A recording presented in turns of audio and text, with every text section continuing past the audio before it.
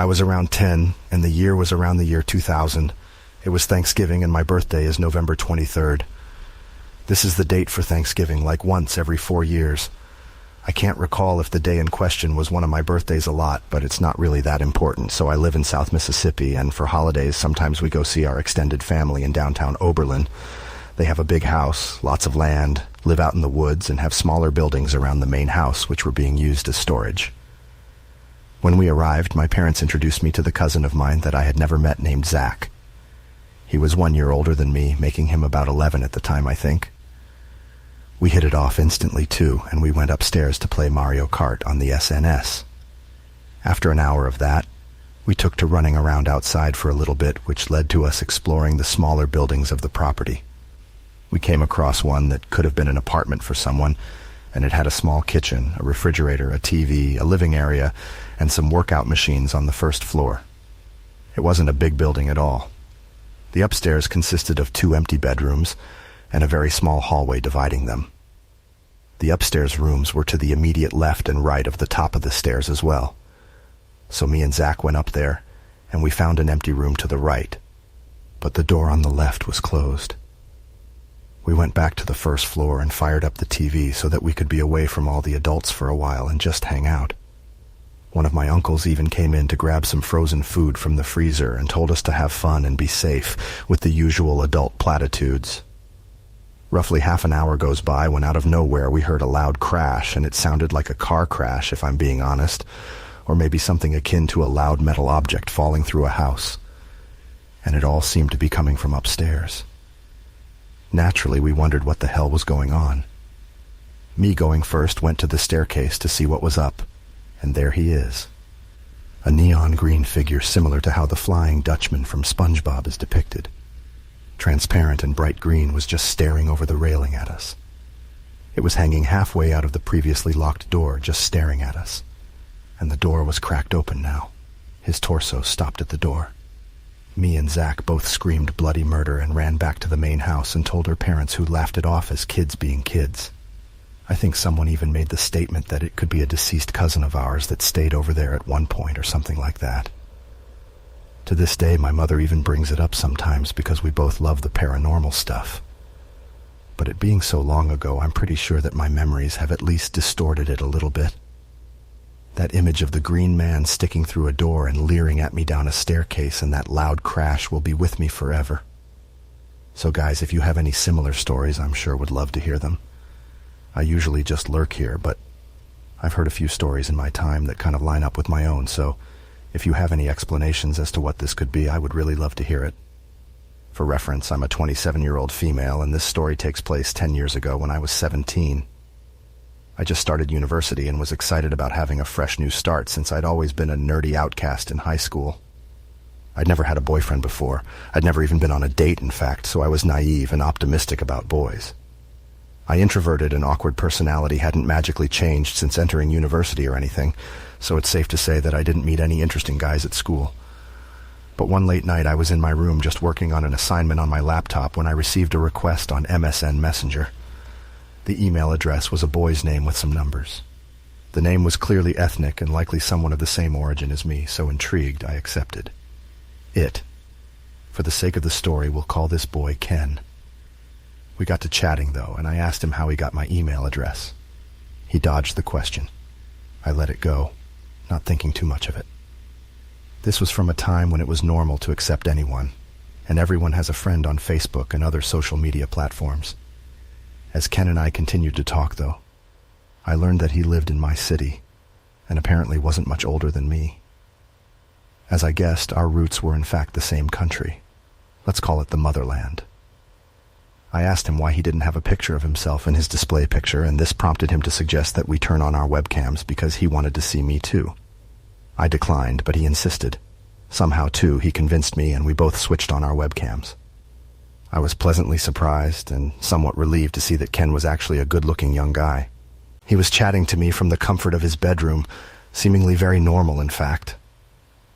Our MSN chats carried on for a couple of weeks.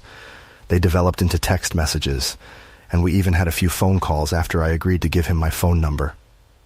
I started to develop a crush on Ken, and he'd asked me to go out with him a couple of times, but I was always pretty busy with school, and our schedules just weren't lining up. But finally, we found one afternoon where we were both free and decided to schedule a lunch date. Ken had a car and had actually offered to pick me up from a university after I was done for the day. I was a little too dressed up for my C++ programming class that day, but just right for the lunch date that we had planned at a local vegetarian restaurant.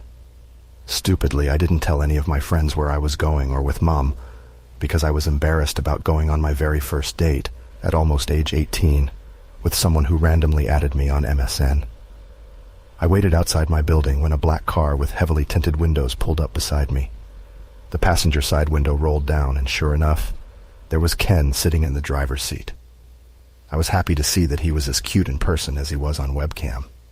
However, what I wasn't expecting was the intense smell of weed floating out of the car. It's not really that relevant, but it was definitely part of the first impression that I got. Admittedly, I was a bit taken aback by this and was concerned that he might be driving high. Here I looked the doors and motioned for me to get in, so I did without dispute. As I sat down in the passenger seat, he immediately put his hand on my thigh. I sort of nervously shifted my leg away and I said, "So do you know where the restaurant is? I can guide you if you want." He smoked at me but didn't say anything and just started driving. Okay, kind of weird. I thought maybe he was just nervous or awkward, both of which I could sympathize with. So I let it be. I was about to try my hand at a little small talk, which I'm no good at, but then I noticed him heading towards the highway ramp. I started to worry because the restaurant was not far from my campus, and there was really no reason for us to be getting on the highway. "Hey, you don't need to take the highway. The restaurant's really close by. I can guide you." I tried to keep my voice steady, but I began to hear my own nervousness. I then finally spoke for the first time since I got into the car. I thought maybe we could just go to my place instead, but we can play Need for Speed and I can make lunch for you. Now I was 17 on my way to the house of a guy that I'd just met for the first time, and I hadn't told anyone where I was going. My mind was racing because I knew that this would be an utterly stupid thing to do. Despite the clear red flags waving in my face, I decided that I didn't want to ruin our first date by rejecting his offer to make me lunch and play NFS together, which I told him that I liked playing. Don't judge me. So like an idiot, I reluctantly agreed to avoid being rude. He made it to his house, though. It was apparently his family's home and was situated in a sort of shady neighborhood. We stepped inside, and of course nobody was home except for us. It was sparsely furnished and looked really unkempt, which struck me as pretty odd for a family home. He informed me, though, that his Xbox was in his bedroom. I hesitated in the driveway, but he sat at the foot of his bed in front of the TV and patted the empty space beside him for me to have a seat. There was literally nowhere else to sit in his room, too, so I just sort of cautiously sat down, keeping as much distance as I could between us. And then I started to actually relax a bit as we played NFS, and he made us some PB&Js to munch on and whatnot. I was about to laugh at myself for being overly paranoid when Ken did something really strange. He got up onto the bed and sort of sat down directly behind me, his legs on either side of me in an extremely awkward position, and tried to guide my hands on the controller. I started to ask him what he was doing, and as if this wasn't uncomfortable enough, his hands moved from the controller and slid up under my shirt. That was when I really started to panic. I thought that he was going to try and grip my chest, but instead he started squeezing and massaging my belly. I was more than a little chubby back then, freshman 15 and then some, so you can imagine what that might have been like. I dropped the controller in pure shock and quickly stood up, fixing my shirt. I was at a loss for words, and he did nothing but smirk at me and tell me that he liked it. I, though, felt completely disgusted and violated. I'd had enough. I lied and told him that I had a group project to work on and needed to go. He asked where I lived so he could drop me home. Thankfully, I had the common sense not to tell him, and I asked him to drop me back at school instead, where I would be supposedly meeting my classmates and be obliged. After our very uncomfortable first date, though, I decided that I really didn't want to talk to Ken anymore. I didn't block him on MSN or my phone or anything, narrowly two methods of communication, but I just rarely responded to his messages, and I ignored most of his calls. On one occasion, though, He messaged me on MSN around 11 p.m., asking me to come over and telling me that he would send a cab to bring me over to his place. Thoroughly annoyed, though, I responded, "What do you take me for? Why do you even think I would want to do that?" He replied, saying, "No sex, I promise." It was just bizarre to say the least, but I was disgusted and he didn't even respond again. He continued trying to get in touch with me for months and then all of a sudden just sort of vanished. I figured that he must have finally got the point. I really do wish that the story ended here, but it doesn't. So I last heard from Ken in late February. He had stopped trying to contact me shortly after Valentine's Day. In April, 2 nuclear family members and I went on a holiday to visit another relative, who we'll call Anne, who was living in the Caribbean at the time. Anne, whom I love dearly, was, and still sort of is, a bit of an eccentric. She considers herself very spiritual and is an active member of a large, well-known spiritual organization. She is deeply connected with Motherland, more than the rest of us are, and goes back for frequent visits. And while we stayed with her in the Caribbean, she told us about her most recent spiritual trip to Motherland, where she met a wealthy and well-connected local woman through the organization who quickly became a very close friend of hers. Let's call her Connie. Now, during our visit, Anne actually introduced us to Connie virtually over Skype, because Connie lives in the Motherland. We chatted with her a couple of times throughout our vacation via Skype and got to know her a little bit. But little did we know back then that Connie, who Anne had spontaneously met halfway across the world in the Motherland, would soon wreak utter havoc on our lives. Now that's a story that I'm just not.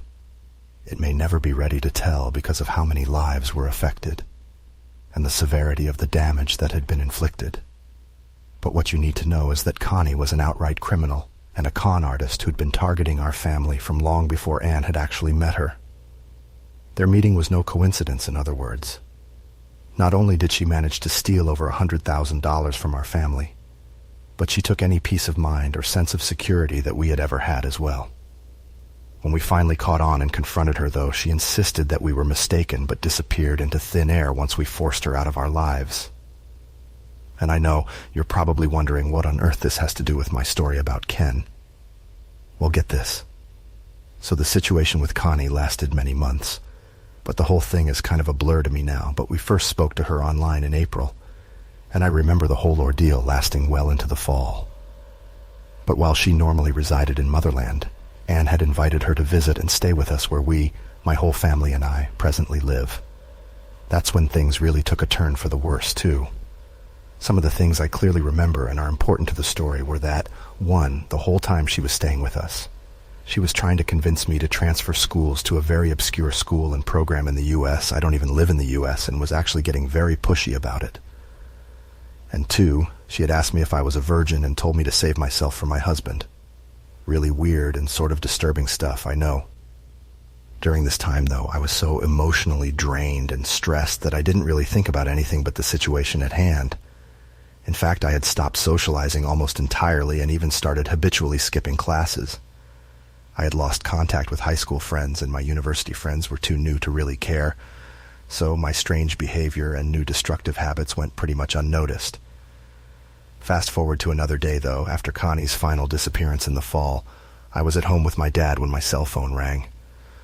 I looked at the caller ID, and it was a number that I didn't have saved, so it was showing the contact information as whatever the name the phone was registered under. My heart dropped into my stomach. My phone displayed a name, and the first name was a man's name, and the last name was the same last name as Connie's. I immediately started to panic, and I ran into my bedroom to answer the call.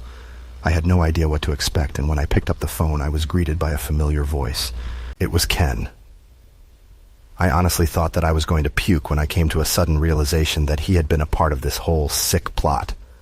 Of course, I don't have any hard evidence to prove that he was connected to Connie, but let me explain. So the timing of his appearance and reappearance into my life, the last name, a fairly unique surname originating from the part of the Motherland where Connie is from, and I'd actually never known Ken's last name up until this point. Plus the fact that he had contacted me out of the blue and I had no idea why or how, and it was just way too bizarre to be a Miko incident. Of course, I freaked out at Ken when he called, and I told him that he could never call me again, or why we're called the police. And his response was just sort of weird, dry, sort of half laugh, and then he said, "Well, okay then. the most creepy voice that you can think of, and just hung up. I knew in my gut that this was their last attempt to get back in touch and somehow slither their way back into mine and my family's lives. Thankfully, though, I never heard from Ken again after that day. While after this all ended, I was having a conversation with my family member, who was also closely involved in all of this, about the whole ordeal. And she told me that she sensed something extremely wrong when Connie was pushing to have me sent off to the U.S. to that obscure school. She said that she just had an unshakable feeling that Connie was involved in some sort of human trafficking scene, and that if I left, she would probably never see me. And I think that the horrifying pieces really came together for me at that moment. And up until that point, I was just way too naive to have seen it before. The memories flooded back to me when I heard that. How Ken had told me no sex, I promised, when he invited me over, and how Connie was telling me to remain a virgin. As I said, I'd never told a soul about Ken, nor about the weird V-card conversation with Connie. I strongly and firmly believed that Ken had been some sort of a player in Connie's game, was just there to keep me away from guys and prevent me from having a boyfriend. For those who may be wondering, we never actually called the police on Connie or Ken because nothing illegal had technically happened. At face value, anyway. It's very hard to explain, but I'll also mention that I tried to find Ken online many times after this, and I don't know why. I felt like I wanted to expose him or call him out or something. But I was not able to find even a sliver of information on him, not by the name of Ken, or by the name of the caller ID, too. It was honestly as if he just didn't even exist anymore. Also, I am awful at directions and didn't remember his address or where his house was exactly, so I couldn't really use that either. And I'm sorry if this story is a bit convoluted or confusing. I'm trying to get my point across without giving any names or too many details, which makes it a little bit challenging. I do hope, though, that this can serve as a warning to young people to never trust anyone, to do your checks on people, and especially those you meet online, and to be very aware and wary of people's intentions. Although from this incident onwards, I can't stomach a lot of these spiritual organizations anymore. To be honest, though, I never really liked the idea of them to begin with. But nowadays I've truly experienced just how they can attract both vulnerable people and also some really unsavory characters who are looking for someone vulnerable to prey on. No judgment for those who are into that sort of thing or anything, but it's just definitely not for me. But anyway, I would like to hear what you guys think about all of this. Do you think my suspicions are plausible, or what do you make of this? Please do stay safe, everyone. I'm a guy mid-20s living in the U.S. This happened a few months back, and I'd like to share it. About a year ago, I decided to quit my corporate job of several years. Long story short, I was absolutely miserable, and I needed a serious change. So I dipped into my savings, packed up only my most necessary belongings, and moved from my hometown on the east coast of XYZ City, some 2,000 miles away. An impulsive decision for sure, but one that I don't regret. My first month, I sputtered through a series of odd jobs, casually drifting from one gig to another as I tried to figure out what I really wanted out of my life. Eventually, an acquaintance suggested that I try bartending. At the time, I had no experience at all, but I thought, you know what? Screw it. Why not put myself out there? Couldn't hurt to try, right? I applied to all the LGBT bars in town. I'm gay. I figured that a job at one of these places would be a good way to integrate myself into the community, and maybe even meet some guys without having to resort to Grindr and the like. Mike quickly hit it off with the owner of a neighborhood pub, and he hired me on the spot, promising to mentor me in all things booze-related. The following months were some of the best of my life. Met a lot of good people, and I gained a lot of perspective. I'm now even starting grad school, but I still work at the same bar a couple of nights a week. And that's where the following incident occurred a few months ago. I should mention that this bar is on the corner of a main road in a quiet side street, but that's important. Around 5:45 p.m., I parks my car halfway down the side street, which at that time was lined with cars, and I walked back to the pub.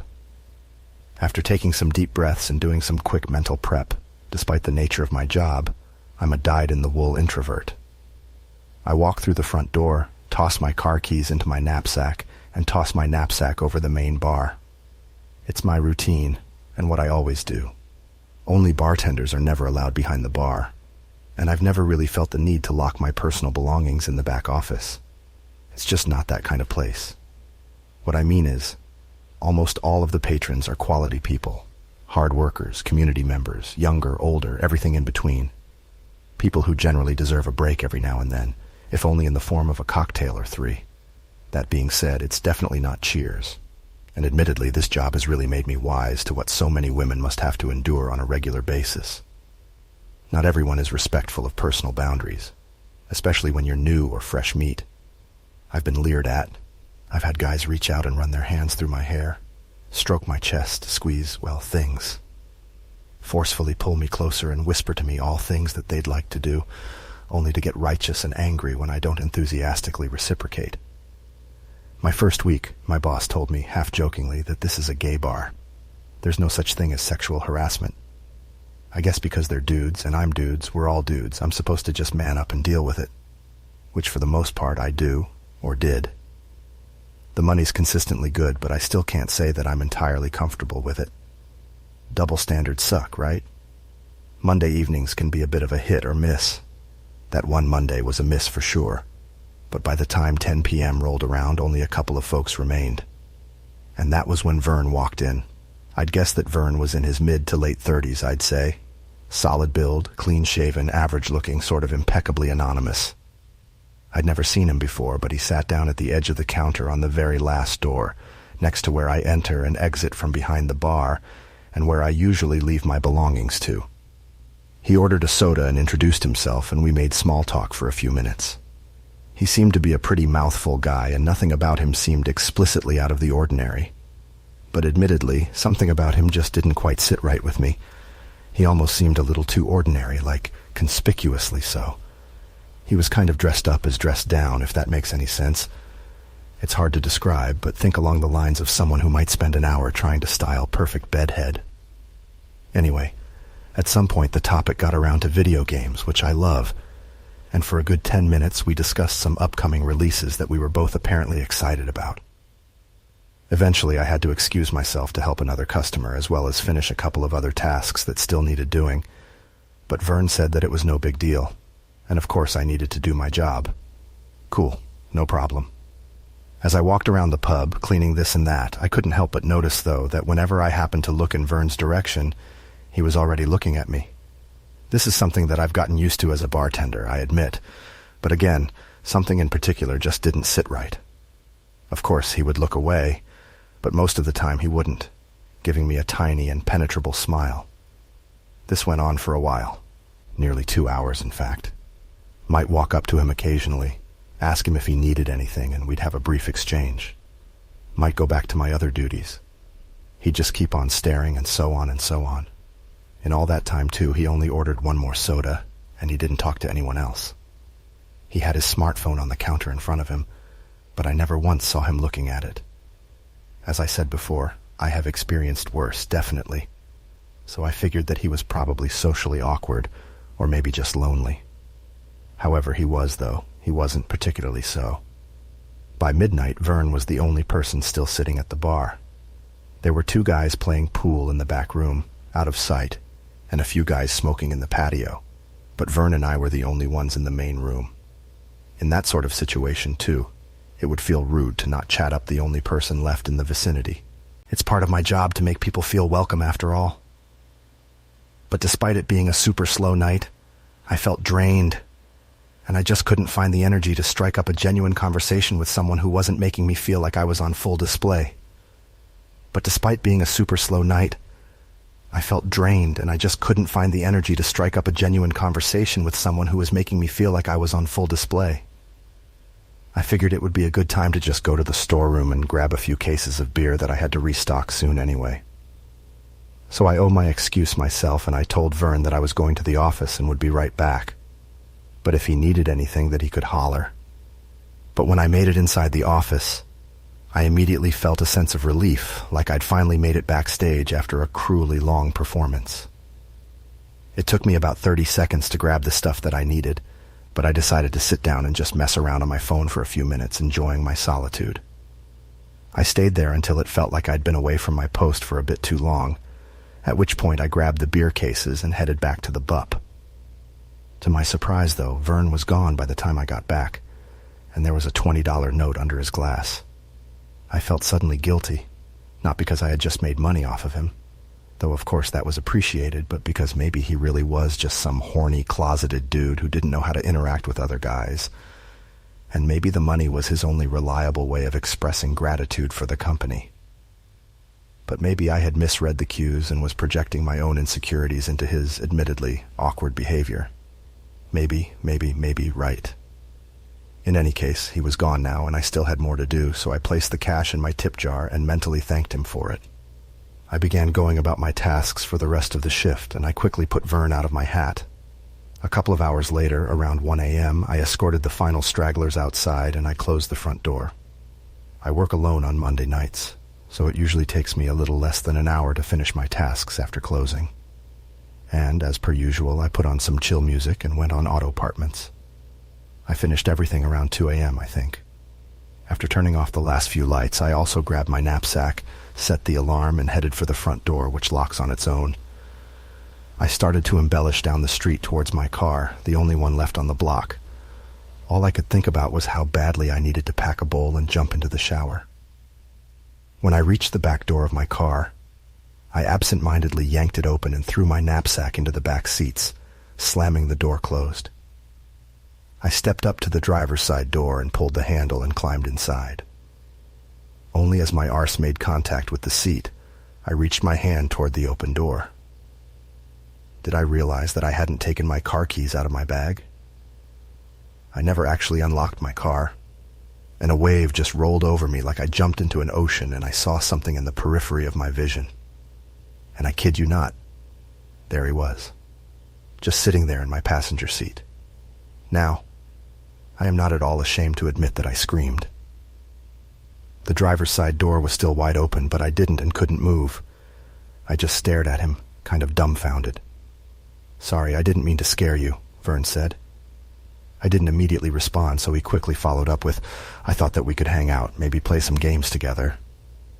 Then, like it was nothing, he handed me my car keys, which he had obviously stolen out of my bag during those minutes that I was in the office, and apologized again, presumably for having my keys in the first place. Then, he offhandedly gave me an address and said that he didn't live far away if I was interested. I'd like to say that I was this close to grabbing him by the collar and beating a crap out of him, but something in my gut just urged me strongly to play along, to pretend like this situation wasn't completely insane. I mean, the street was deserted. I had no idea if he was on, how unhinged he was, except there were just too many variables. Why are these men?" "You just gave me a fright," I said casually, like he was an old childhood friend who had just flown into town to surprise me on my birthday. "I just wasn't expecting to see you." Well, honestly, I had no idea what to say. It might have been a stupid decision on my part, I know, and there were probably 1,001 things that I should have done instead, but I tried to genuinely meet him halfway and just be as gracious as possible, as calmly as possible. "Yeah, that sounds cool, but it was a crazy long night for me, and honestly, I'm just really tired. Can we rain check?" A few silent moments passed, but I suppose I sounded genuine enough because he crossed his arms and simply said, "Okay." I asked him if he had his car parked nearby, and he said no. I didn't press the issue further, and again, dumb, I know. I told him outright that I'd be happy to drop him off at his place, at which point we could trade numbers and make plans in the morning after I got some sleep. Somehow, appeasement seemed safer than flat-out confrontation, running away, or suggesting Uber or whatever. I didn't want to offend him or make him feel like he was in the wrong. I had no idea what he was capable of, whether he was actually malevolent or just an alien from another social dimension. In the end, he quietly agreed to the ride, and man, that was the longest 10 minutes of my life. On the way, I asked him about how his day went and what games he liked and other random stuff. I mentioned multiple times that I was really glad to meet another gamer, and that's meant to be fun to share the hobby with someone else. Basically, I said whatever it took to keep the conversation light and flowing, but he didn't seem to say much at all, aside from occasionally directing me left and right, and whatever he did say had a sort of a petulant tone to it. I honestly felt like I was driving home a psychotic toddler whom I'd just refused McDonald's. He looked out the passenger window the entire ride. Occasionally I would glance over at him, but mostly I tried to keep my eyes forward because I found that focusing on the road made me feel more scented. Of course, in hindsight, a part of me wishes now that I had acted more assertively, whipping around a sharp turn and sending him flying effortlessly at the window or something. Something badass. But being friendly and accommodating was really the only thing that seemed appropriate at the time. My grandfather always told me, kill him with kindness, and I disagree that that's always the correct solution. But it's what I did that night, and it seemed to work. I considered driving directly to a police station, but I wasn't terribly familiar with the neighborhood, and I didn't want to rile him up by taking out my phone. But before long, though, we arrived. The destination was a small park or something in a suburb that's might only driven through a couple of times previously. He said that he would walk the rest of the way, and at his request, I bought the car to the stop on the corner. There was a short, somewhat terrifying lull before my father ever said anything or made any sort of move. I offered to put my number in his phone, but he refused and simply said thanks and just got out of the car. As soon as he closed the door, I hightailed it down the street. I drove aimlessly for about a mile before I pulled over and just idled on the side of the main road. I sat in silence for a few moments, and then I called my boss, who at this point is a good friend. Honestly, I did not care that it was after 2 a.m. at this point. He picked up after a couple of rings, and I quickly regurgitated everything that had just happened. He was a good sport about it, too, and didn't just play it off as laughs, instead expressing legitimate concern. We had a mandatory staff meeting that week in which everyone was told that they needed to be on guard, and how the bar would be installing several cameras for extra security here. And thankfully, but also somewhat eerily, I never saw Vern again since that night, and nor have any of the other bartenders.